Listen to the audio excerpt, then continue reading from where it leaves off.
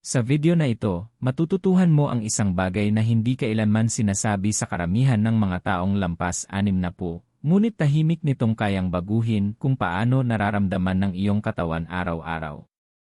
Hindi ito pangkalahatang payo. Hindi ito ingay sa internet.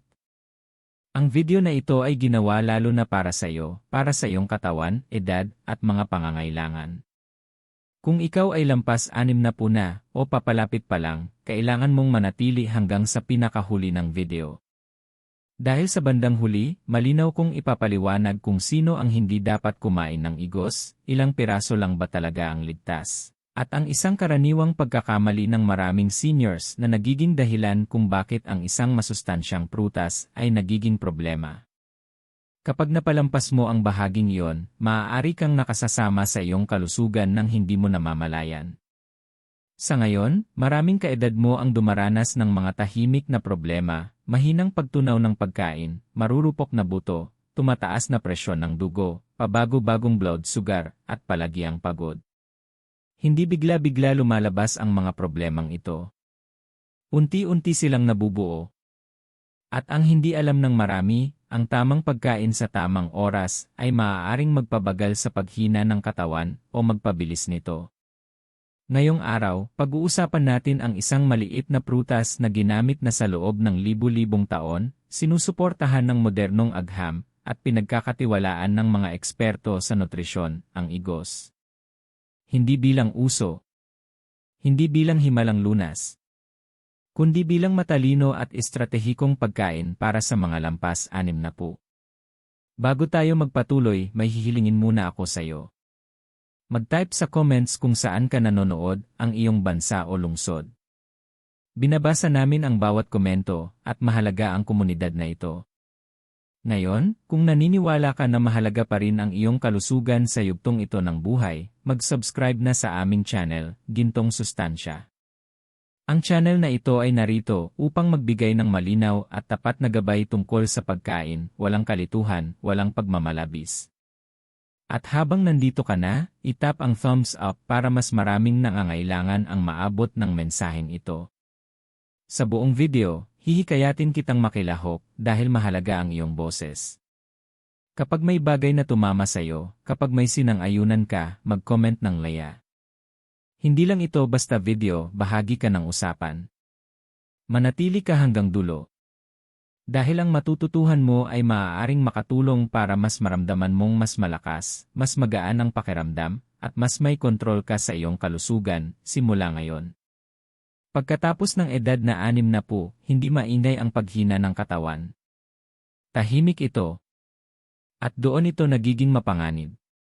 Maraming tao ang nagigising isang araw at nagtataka kung bakit sila ay mas mahina, mas mabagal, mas madaling mapagod, o mas hindi komportable kaysa dati. Ang totoo, hindi ito nangyari bigla. Matagal itong unti-unting nabuo. Bumabagal ang digestion. Ang mga pagkaing dati ay magaan sa tiyan ay nagiging mabigat. Nagiging madalas ang constipation, ngunit tinatanggap na lang ng marami bilang inormal na pagtanda. Unti-unting humihina ang mga buto, kaya tumataas ang panganib ng bali kahit sa simpleng pagkakadapa. Tumataas ang blood pressure. Mas nagiging mahirap kontrolin ang blood sugar. Tumataas ang pamamaga, inflammation, kahit hindi pa agad ramdam ang sakit. Ito ang yugto ng buhay kung saan mas hindi na mapagpatawad ang katawan. Mas mahalaga na ang maliliit na pagkakamali sa nutrisyon. Mahalaga ang kakulangan sa fiber. Mahalaga ang kakulangan sa minerals. Mahalaga ang madalas na pagkain ng maling pagkain. Ayon kay Mark Heman, isang nangungunang eksperto sa functional medicine, ang pagtanda ay hindi lang tungkol sa edad, malaki ang kinalaman nito sa kakulangan sa nutrisyon at talamak na inflammation. Ibig sabihin, ang kinakain mo araw-araw ay maaaring magpabilis o magpabagal ng pagtanda. Kung sang-ayon ka na mas mahalaga ngayon kaysa dati ang mga pinipiling pagkain, mag-comment ng Leia. Maraming tao ang umaasa ng husto sa mga gamot paglampas ng 60. May lugar ang medisina, ngunit kadalasan, sintomas lang ang ginagamot nito, hindi ang ugat ng problema. Hindi nire-repair ng gamot sa blood pressure ang mga ugat. Hindi inaayos ng laxatives ang bituka. At hindi palaging napapalakas ng calcium pills ang mga buto kung hindi ito maayos na nasisipsip ng katawan. Ito ang dahilan kung bakit nagiging hindi na pwedeng ipagpaliban ang nutrisyon sa yugtong ito ng buhay. Hindi uso-usong diet. Hindi matitinding bawal. Kundi matalino at sinadyang pagpili ng pagkain na sumusuporta sa tumatandang katawan, hindi lumalaban dito. Kung may saysay ito para sa'yo, itap ang thumbs up. Nakakatulong ito para mas maraming tahimik na nahihirapan ang maabot ng mensaheng ito. At tandaan, kung gusto mo ng gabay na gumagalang sa iyong edad at kalusugan, mag-subscribe sa Gintong Sustansya. Lahat ng ibinabahagi namin dito ay nakatuon sa pagtulong sa iyo na tumanda ng may lakas, linaw ng isip at dignidad. Manatili ka dahil sa susunod na bahagi, tatalakayin na natin kung ano talaga ang ginagawa ng igos sa katawan ng isang senior. Kapag pinag-uusapan natin ang igos, hindi tayo tumutukoy sa isang bagong superfood o panandaliang uso. Ang igos ay isa sa pinakamatandang prutas na kilala ng tao, at may dahilan kung bakit nanatili ito sa pagkain ng tao sa loob ng libu-libong taon. Bago pa man ang modernong medisina, umaasa na ang mga tao sa igos hindi lang para sa enerhiya, kundi para sa pagpapagaling at pagpapalakas ng katawan. Ginamit ang igos sa sinaunang medisina ng Egypt upang suportahan ang digestion. Sa sinaunang Greece, kumakain ng igos ang mga atleta para sa lakas at mas mabilis na pag-recover. Sa tradisyong Ayurvedic, inirerekomenda ang igos para sa kalusugan ng bituka at sigla ng katawan.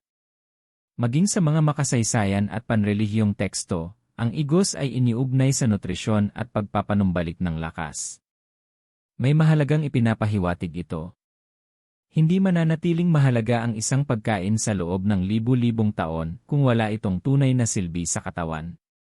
Sa aspeto ng nutrisyon, malaki ang pagkakaiba ng igos kumpara sa karamihan ng prutas na karaniwang kinakain ngayon. Ang igos ay likas na mayaman sa dietary fiber, na lubhang kailangan ng tumatandang katawan. Taglay nito ang calcium, magnesium, potassium, at iba pang trace minerals na sumusuporta sa mga buto, kalamnan, at puso.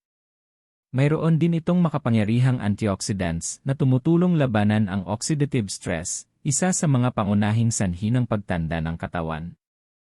Ayon kay Ian Michael Greger, isang kilalang mananaliksik sa nutrisyon, ang igos ay isa sa mga prutas na may pinakamaraming minerals. At lalo itong mahalaga para sa mga nakatatanda na nahihirapang makuha ang sapat na minerals mula sa pagkain lamang. Kung hindi mo alam na ganito kayaman sa sustansya ang igos, mag-comment ng Leia. Isa pang mahalagang punto, matamis ang igos sa natural na paraan, pero hindi ito walang silbi na calories. Hindi tulad ng mga processed sweets, ang asukal sa igos ay may kasamang fiber, minerals, at mga proteksyong compound. Dahil dito, mas mabagal ang pagtunaw at naiiwasan ang biglaang pagtaas ng blood sugar kapag tama ang pagkain nito. Para sa mga lampas 60, napakahalaga ng kombinasyong ito. Kailangan ng katawan ang nutrisyon na hindi sobra. Enerhiya na hindi magulo sa sistema. Tamis na hindi nakapipinsala. Kung nagsisimula mo nang makita kung bakit karapat-dapat bigyan ng pansin ang igos sa yugtong ito ng buhay, itap ang thumbs up para mas marami pang matuto nito. At huwag kalimutan mag-subscribe sa Gintong Sustansya. Ang channel na ito ay nilikha upang magbahagi ng tunay at subok na kaalaman sa nutrisyon na sumusuporta sa iyong katawan habang ikaw ay tumatanda, hindi lumalaban dito. Manatili ka dahil sa susunod na bahagi, tatalakayin natin ang isa sa pinakamalalaking hamon pagkatapos ng 60, ang digestion, at kung paano tunay na makatutulong ang igos dito. Pag-usapan natin ang digestion, dahil paglampas ng 60, dito tahimik na nagsisimula ang maraming problema. Hindi ito madalas pag-usapan, pero araw-araw itong dinaranas ng marami, kabag, hindi komportableng pakiramdam, matigas na dumi, at mga araw na walang maayos na pagdumi. At madalas, sinasabihan ang mga seniors na ito raw ay normal na bahagi ng pagtanda. Hindi iyon ang buong katotohanan. Habang tayo ay tumatanda, bumabagal ang digestive system. Humihina ang mga kalamnan ng bituka. Nababawasan ang stomach acid. Kumakaunti ang mabubuting bakterya sa bituka. Kapag nangyari ito, mas tumatagal ang pagkain sa loob ng bituka, muling nasisipsip ang mga toxins, at nagiging mabigat, pagod, at inflamed ang katawan. Dito pumapasok ang igos at dito nagiging mahalaga ang papel nito. Ang igos ay likas na mayaman sa soluble at insoluble fiber. Ang soluble fiber ay pinapakain ang mabubuting bakterya sa bituka, na sumusuporta sa digestion at immunity. Ang insoluble fiber naman ay nagdadagdag ng volume sa dumi at tumutulong para madali itong dumaloy sa bituka. Kapag pinagsama, tinutulungan nilang gumana ang pagdumi ng tama at natural. Mayroon ding likas na compounds ang igos na banayad na nagpapasigla ng bowel movement, hindi tulad ng matapang na epekto ng mga chemical laxatives. Mahalaga ito dahil ang madalas na paggamit ng laxatives ay maaaring magpahina at magpaasa ang bituka sa paglipas ng panahon. Ayon sa isang pag-aaral na inilathala sa Nutrition Research, ang regular na pagkain ng igos ay makabuluhang nagpabuti sa dalas ng pagdumi at nagbawas ng discomfort sa mga adult na may constipation. Hindi ito opinyon, ito ay ebidensya. Kung naranasan mo na ang constipation, kabag, o hindi regular na pagdumi, mag-comment ng laya. Hindi ka nag-iisa. Ang maayos na digestion pagkatapos ng 60 ay hindi lang tungkol sa kaginhawaan. Nakaapekto ito sa pagsipsip ng sustansya, antas ng enerhiya, linaw ng isip at kahit sa mood. Kapag hindi maayos ang bituka, naapektuhan ang buong katawan. Ngunit mahalagang tandaan ito, nakakatulong ang igos sa digestion kapag tama ang paraan at dami ng pagkain nito. Kapag sobra, maaaring magdulot ng kabag o pagtatae. Kapag kulang, maaaring wala itong epekto. Mahalaga ang tamang balanse at pag-uusapan natin ang eksaktong dami mamaya sa video, kaya manatili ka. Kung may mga bagong kaalamang nabubuksan ang iyong isip, itap ang thumbs up. Nakakatulong ito para maabot ang iba pang tahimik na nakararanas ng parehong problema. At kung gusto mo ng malinaw at angkop sa edad na gabay sa nutrisyon, mag-subscribe sa Gintong Sustansya. Lahat ng nilalaman dito ay idinisenyo upang tulungan ang iyong katawan na gumana ng mas maayos, hindi mas mahirap, habang ikaw ay tumatanda. Manatili ka, dahil sa susunod na bahagi, tatalakayin natin ang kalusugan ng mga buto, at kung paano tahimik na sinusuportahan ng igos ang mas matitibay na buto pagkatapos ng 60. Paglampas ng edad na 60, ang pagkawala ng lakas ng buto ay hindi na posibilidad, ito ay nagiging realidad. Marami ang hindi agad nakakaramdam nito hanggang may mangyari na. Isang madulas na hakbang. Isang maliit na pagkakadapa. Isang biglaang bali na inaabot ng ilang buwan bago gumaling. Mas karaniwan ito sa mga kababaihan, pero hindi ligtas ang kalalakihan. Ang pagnipis ng buto ay mabagal, tahimik, at kadalasang walang babala. Ang madalas lang sabihin sa mga tao ay simple, uminom ka ng calcium. Ngunit ang totoo, hindi sapat ang calcium lang. Maraming seniors ang umiinom ng calcium supplements sa loob ng maraming taon, ngunit nagkakaroon pa rin ng marurupok na buto. Bakit? Dahil kailangan ng katawan ang tamang anyo, tamang balanse, at tamang kasamang sustansya para magamit ng maayos ang calcium. Dito nararapat bigyang pansin ang igos. Ang igos ay likas na may calcium, kasama ang magnesium, potassium, at iba pang trace minerals na sama-samang sumusuporta sa estruktura ng buto. Ang magnesium ay tumutulong sa pagsipsip ng calcium. Ang potassium naman ay nagbabawas ng pagkawala ng calcium sa ihi. Ang ganitong natural na balanse ay madalas kulang o wala sa mga tableta. Ayon kay Andrew Weil, isang iginagalang na doktor sa integrative medicine, ang minerals mula sa buong pagkain ay mas madaling masipsip ng katawan dahil dumarating ang mga ito sa proporsyong kinikilala ng katawan. Sa madaling salita, mas nauunawaan ng katawan ang pagkain kaysa supplements. Kung naniniwala ka na ang pagkain ang dapat maging pundasyon ng kalusugan ng buto, mag-comment ng laya. Isa pang mahalagang salik paglampas ng 60 ay inflammation. Ang talamak na inflammation ay nagpapabilis ng pagkasira ng buto. Ang igos ay may antioxidant compounds na tumutulong magpababa ng inflammation, kaya mas nagiging maayos ang kapaligiran ng katawan para mapanatili ang lakas ng buto. Hindi ito nangangahulugan na mapapalitan ng igos ang gamutang medikal para sa osteoporosis.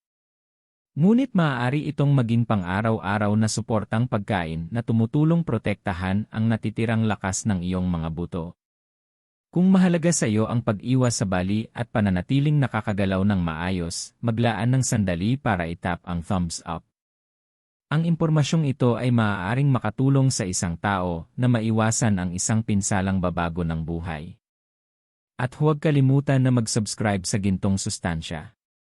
Layunin namin na tulungan kang tumanda ng may lakas, katatagan, at kumpiyansa, nagsisimula sa kung ano ang inilalagay mo sa iyong plato. Manatili ka, dahil sa susunod na bahagi, tatalakayin natin ang kalusugan ng puso at blood pressure. Dalawa sa pinakamalalaking alalahanin paglampas ng 60 at isa pang aspeto kung saan tahimik na makatutulong ang igos. Paglampas ng edad na 60, mas nagtatrabaho ng mabigat ang puso kaysa dati.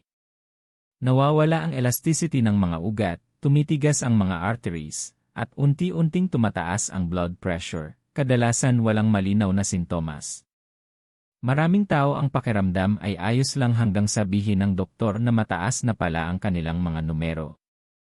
Ito ang dahilan kung bakit ang sakit sa puso at stroke ay nananatiling kabilang sa pangunahing sanhi ng malubhang karamdaman sa mga nakatatanda.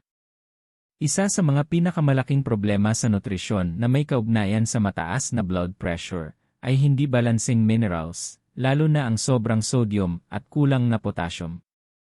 Dito nagiging mahalaga ang igos.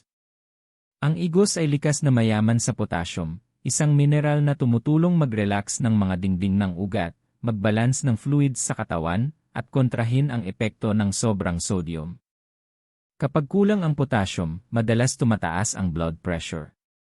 Kapag sapat ito, hindi kailangang magtrabaho ng sobra ang puso.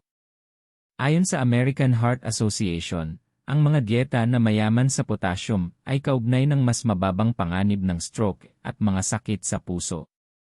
Hindi ito alternatibong payo, ito ay pangunahing kaalaman sa agham ng puso. Kung sang-ayon ka na ang pagprotekta sa puso paglampas ng 60 ay isang prioridad, mag-comment ng Leia. Mayroon ding polyphenols at antioxidants ang igos na tumutulong magbawas ng oxidative stress sa mga ugat ng dugo. Sa paglipas ng panahon, ang oxidative damage ay nagpapakitid at nagpapamatigas sa mga ugat.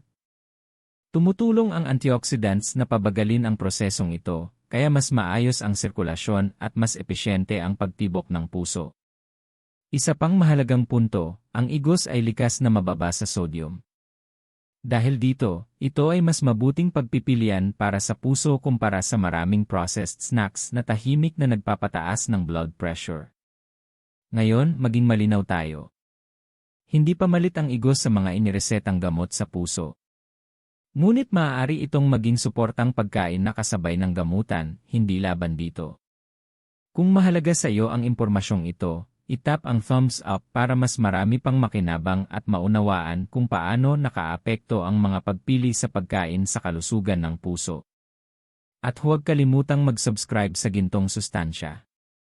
Ang channel na ito ay narito upang tulungan kang gumawa ng mas matatalino at mas ligtas na desisyon sa nutrisyon habang ikaw ay tumatanda, mga desisyong sumusuporta sa iyong puso, lakas, at kalayaan. Manatili ka, dahil sa susunod na bahagi, tatalakayin natin ang isang malaking alalahanin ng marami, ang blood sugar at tamis, at ang katotohanan tungkol sa igos na madalas hindi nauunawaan ng karamihan. Ngayon, pag-usapan natin ang isa sa pinakamalalaking alalahanin ng mga tao kapag naririnig ang salitang igos. Asukal. Maraming taong lampas 60 ang agad nag-isip, matamis ito, kaya siguradong masama sa blood sugar ko. Naiintindihan ang takot na iyon, ngunit hindi pa kumpleto ang larawan. Ang tunay na issue ay kung paano pumapasok ang asukal sa dugo, hindi lang kung gaano katamis ang isang pagkain. May natural na asukal ang igos. Ngunit mayroon din itong dietary fiber, at binabago ng fiber ang lahat. Pinapabagal ng fiber ang digestion at ang paglabas ng asukal sa dugo. Dahil dito, naiiwasan ang biglaang pagtaas ng blood sugar at insulin, na lalo nang mapanganib pagkatapos ng edad na 60. Ayon kay Ear Jason Fung, isang nangungunang eksperto sa insulin resistance, ang fiber ay isa sa pinakamakapangyarihang kasangkapan sa pagkontrol ng blood sugar dahil pinapabagal nito ang pagsipsip ng carbohydrates.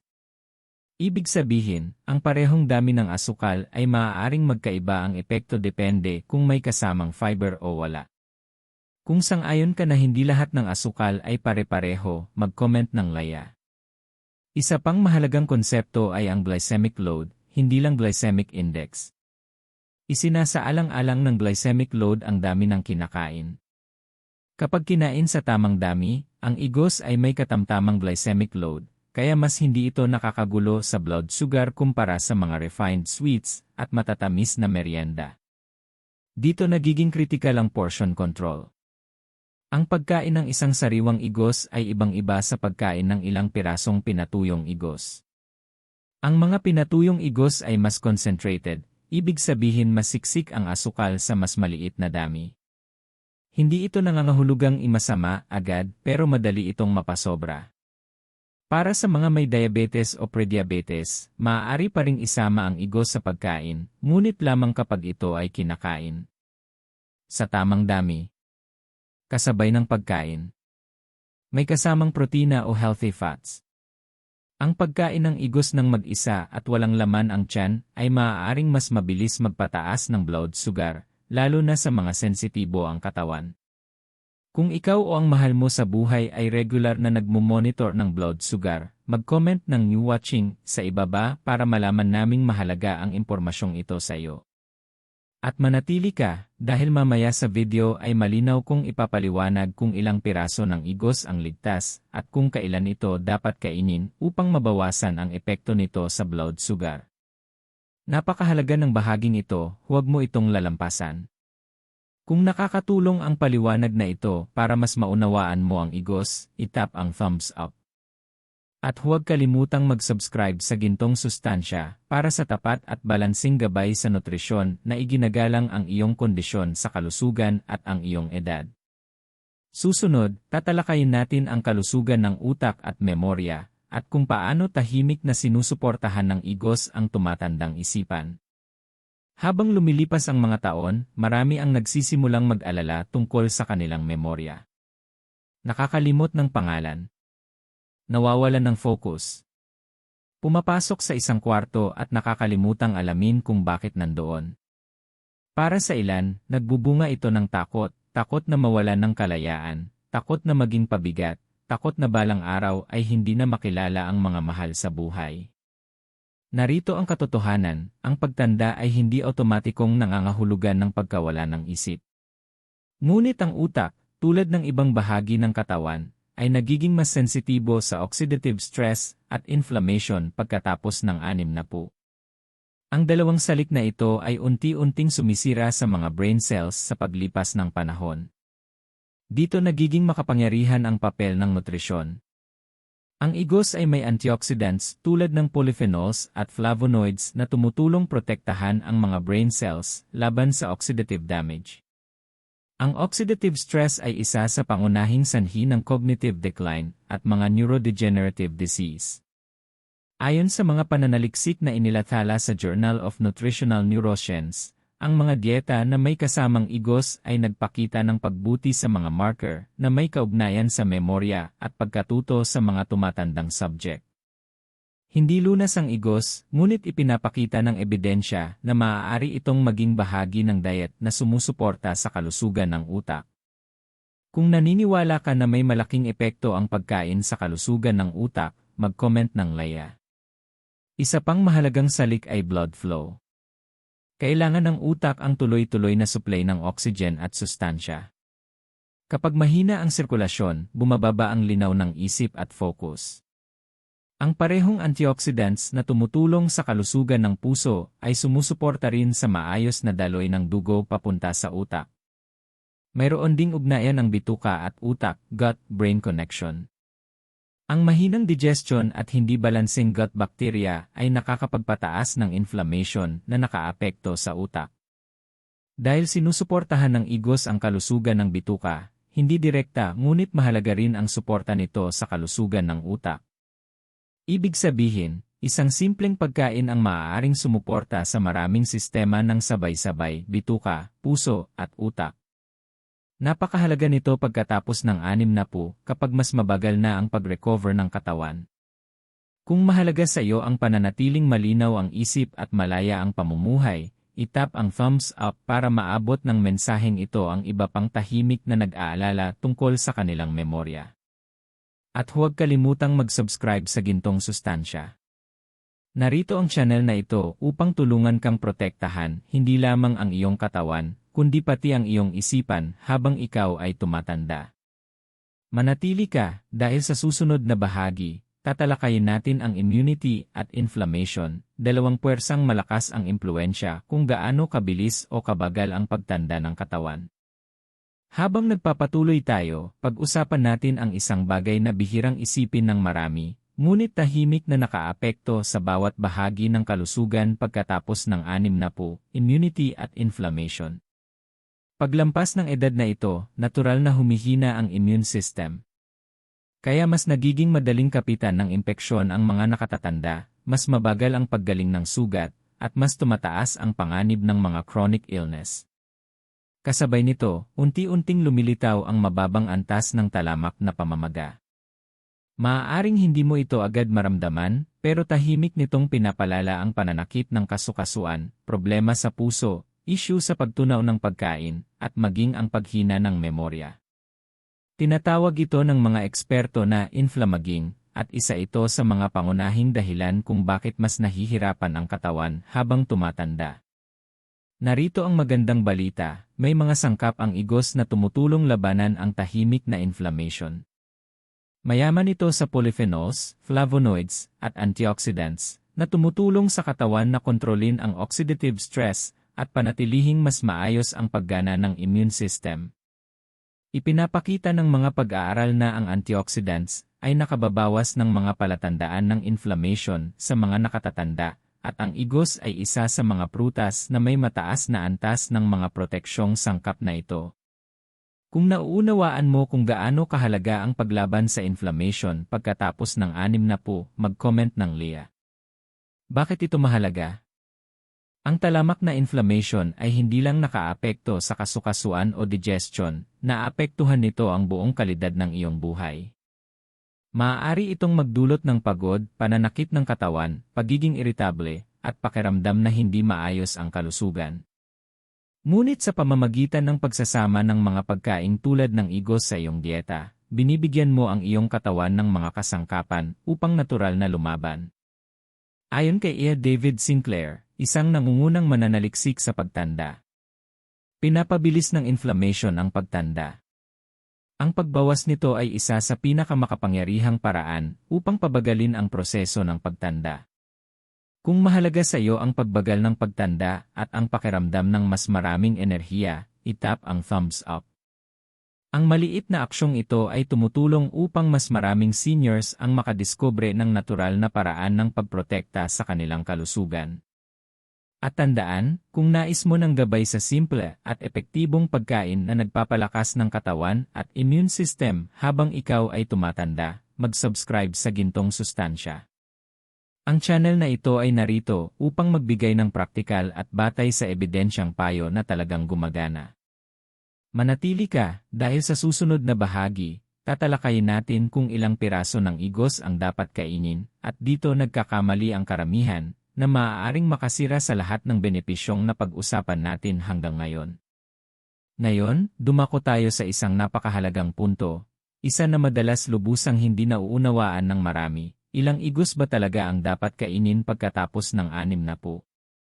Kahit puno ng sustansya ang igos, mas mahalaga ang tamang dami at tamang oras ng pagkain kaysa sa iniisip ng marami. Kapag masyadong kaunti, maaaring kaunti lang ang benepisyo. Kapag sobra, maaaring magdulot ng kabag, hindi komportableng pakiramdam sa tiyan, o pagtaas ng blood sugar. Mahalagang tama ang balanse. Para sa sariwang igos, ang ligtas at kapaki-pakinabang na dami ay karaniwang 1 hanggang 2 piraso bawat araw. Sapat na ito upang makuha ang fiber, minerals, at antioxidants nang hindi nasosobrahan ang katawan. Para naman sa pinatuyong igos na mas concentrated sa asukal at calories, kalahati hanggang isang maliit na piraso bawat araw ay kadalasang sapat na. Tandaan, mas matamis at mas mabigat sa katawan ang dried figs, kaya napakahalaga ng moderation. Kasing halaga rin ang tamang oras ng pagkain. Inirerekomenda ng mga eksperto na kainin ang igos kasabay ng pagkain, hindi kapag walang laman ang tiyan. Ang pagsabay nito sa protina o healthy fats ay tumutulong pabagalin ang pagsipsip ng asukal, pagandahin ang digestion, at mapakinabangan ng husto ang sustansya. Ang maling paraan ng pagkain ng igos, marami agad, o kinakain ng walang laman ang tiyan, ay maaaring magdulot ng kabag, bloating, o biglaang pagtaas ng blood sugar. Maraming seniors ang hindi namamalayang napapasobra sa dried figs dahil masarap at matamis ang mga ito. Isa itong karaniwang pagkakamali at dito nagmumukhang problema ang isang masustansyang prutas. Kung ngayon mo lang nalaman ang tamang dami ng igos, mag-comment ng laya. Mahalaga ang kaalamang ito. At kung may bago kang natututuhan at nais mo ng mas marami pang praktikal at angkop sa edad na gabay sa nutrisyon, itap ang thumbs up para mas maraming seniors ang makinabang. At huwag kalimutan, kung nais mong ipagpatuloy ang pagkatuto kung paano gumawa ng matatalino at simpleng pagpili ng pagkain na sumusuporta sa iyong katawan pagkatapos ng 60, mag-subscribe sa Gintong Sustansya. Narito ang channel na ito upang magbigay sa iyo ng malinaw, diretsyo, at ekspertong payo. Manatili ka dahil sa susunod na bahagi, tatalakayin natin kung sino ang dapat talagang umiwas sa igos, isang kritikal na impormasyong hindi mo dapat palampasin. Ngayon, pag-usapan natin ang isang napakahalagang bagay, kung sino ang dapat umiwas o magbawas sa pagkain ng igos. Ito ang bahaging madalas hindi pinapansin, ngunit maaari itong maging pagkakaiba sa pagitan ng benepisyo at problema. Una, kung ikaw ay may malubhang sakit sa bato, kailangan mong mag-ingat. Ang igos ay likas na mataas sa potassium, na karaniwang mabuti para sa karamihan ng seniors, ngunit mapanganib ang sobrang potassium para sa mga may batong hindi na kayang magsala nito ng maayos. Ikalawa, bagamat bihira, may ilang taong may allergy sa igos. Maaaring kabilang sa mga sintomas ang pangangalati, pamamaga, o hindi komportableng pakiramdam sa tiyan. Kung hindi ka pa nakakakain ng igos dati, magsimula sa maliit na dami upang masubok kung paano tutugon ang iyong katawan. Ikatlo, kung ikaw ay may hindi kontroladong diabetes, lalo na ang pinatuyong igos, maaaring mabilis magpataas ng blood sugar kung kakainin ng sobra o ng walang kasabay na protina o healthy fat. Hindi ito nangangahulugang kailangan mo itong tuluyang iwasan, ngunit mahalaga ang maingat na pagmamanman ng blood sugar at pagkonsulta sa iyong healthcare provider. May isa pang mahalagang bagay na dapat isaalang-alang, kung ikaw ay regular na umiinom ng laxatives. Ang sobrang igos ay maaaring magpalakas ng epekto nito. Tandaan, ang igos ay likas na mayaman sa fiber, at ang fiber mismo ay banayad at natural na pampadumi. Kapag pinagsama ng hindi maingat, maaari itong magdulot ng pagtatay o pananakit ng tiyan. Kung pinahahalagahan mo ang malinaw at tapat na gabay tungkol sa kung sino ang dapat at hindi dapat kumain ng igos, mag-comment ng Thank Me. Ang kaalamang ito ay maaaring makaiwas sa mga totoong problema sa kalusugan. At kung sinusundan mo ang video at nakikita mong kapaki-pakinabang ito, itap ang thumbs up upang suportahan ang channel na ito at ipaalam sa iba na mahalaga ang tamang nutrisyon para sa mga seniors. Sa huli, huwag kalimutang mag-subscribe sa Gintong Sustansya. Ang aming misyon ay bigyan ang mga seniors ng praktikal at batay sa ebidensyang gabay upang makagawa ka ng tamang desisyon para sa iyong kalusugan, maiwasan ang pagkakamali, at manatiling malakas, malaya, at may sapat na nutrisyon habang tumatanda. Manatili ka dahil sa huling bahagi, diretso kitang kakausapin kung bakit ang igos ay higit pa sa isang prutas. At kung paano ang pagsasama nito sa iyong buhay ay maaaring maging simple, ngunit makapangyarihang paraan upang igalang ang iyong katawan pagkatapos ng 60. Ngayon, dumating na tayo sa huling kabanata, at nais kong direktang makipag-usap sa iyo dahil hindi lang ito tungkol sa igos. Ito ay tungkol sa paggalang sa iyong katawan, pagbibigay halaga sa iyong edad, at pagkuha ng kontrol sa iyong kalusugan pagkatapos ng 60. Ang pagtanda ay hindi kahinaan. Ito ay karanasan. Ito ay karunungan. Ngunit ang iyong katawan, tulad ng isang pinong instrumentong maingat na inaalagaan, ay nangangailangan pa rin ng suporta at wastong pag-aalaga upang patuloy na gumana ng maayos. Dito pumapasok ang igos hindi bilang himalang lunas, hindi bilang mahiwagang solusyon, kundi bilang simple, natural, at epektibong kasangkapan upang suportahan ang katawan, mga buto, puso, utak, digestion, at pangkalahatang kalusugan. Ang igos ay isa sa mga bihirang pagkaing sabay-sabay na sumusuporta sa maraming sistema ng katawan. Pinapalakas nito ang mga buto sa tulong ng calcium at magnesium, sinusuportahan ang puso sa pamamagitan ng potassium, tinutulungan ang bituka gamit ang fiber, pinoprotektahan ang utak sa tulong ng antioxidants, at nilalabanan ang inflammation na tahimik na nagpapabilis ng pagtanda. At lahat ng ito ay magagawa ng walang komplikadong diet, mamahaling supplements, o matitinding hakbang. Kung ang video na ito ay nakatulong sa iyo na makita kung paano ang maliit ngunit sinasadyang pagbabago sa pagkain ay maaaring magdulot ng malaking kaibahan, nais kong gawin mo ang 3 bagay ngayon din. Itap ang thumbs up bilang tanda na mahalaga ang mensaheng ito. Mag-subscribe sa Gintong Sustansya upang hindi mo mapalampas ang mga gabay na espesyal na ginawa para sa mga seniors na nais manatiling malakas at malaya. Mag-comment kung saan ka nanonood, ang iyong lungsod o bansa. Nais naming marinig ang iyong kwento at bumuo ng komunidad ng mga taong pinahahalagahan ang maayos na pagtanda. Tandaan, ang pagtanda ay hindi tungkol sa pagsuko. Ito ay tungkol sa mas matalinong pagpili, pagiging sadyang maingat sa nutrisyon, at pagbibigay sa katawan ng mga kasangkapang kailangan nito upang umunlad. Ang igos ay isa sa mga kasangkapang iyon, simple, natural, abot kaya, at sinusuportahan ng agham. Kaya magsimula ngayon. Magdagdag ng isang sariwang igos sa iyong almusal, o isang maliit na pinatuyong igos sa iyong merienda. Obserbahan kung paano tumutugon ang iyong katawan sa paglipas ng panahon. Protektahan ang iyong mga buto, suportahan ang iyong puso, alagaan ang iyong utak, at ibigay sa iyong bituka ang fiber na kailangan nito.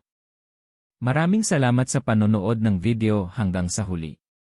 Ginawa ito lalo na para sa iyo, at umaasa akong aalis ka ngayon na mas may lakas ng loob at kakayahang pangalagaan ang iyong kalusugan. At isang huling paalala, mag-subscribe sa Gintong Sustansya, itap ang thumbs up, at sabihin sa comments kung saan ka nanonood. Ipagdiwang natin ang bawat senior na pinipiling tumanda ng may lakas, linaw ng isip, at dignidad. Ang iyong paglalakbay tungo sa mas mabuting kalusugan pagkatapos ng 60 ay nagsisimula sa maliliit ngunit sinasadyang hakbang. Ang igos ay maaaring isa sa mga hakbang na iyon. Gamitin ito ng tama. Gamitin ito ng palagyan. At igalang ang iyong katawan sa lahat ng panahong inihatid ka nito hanggang dito.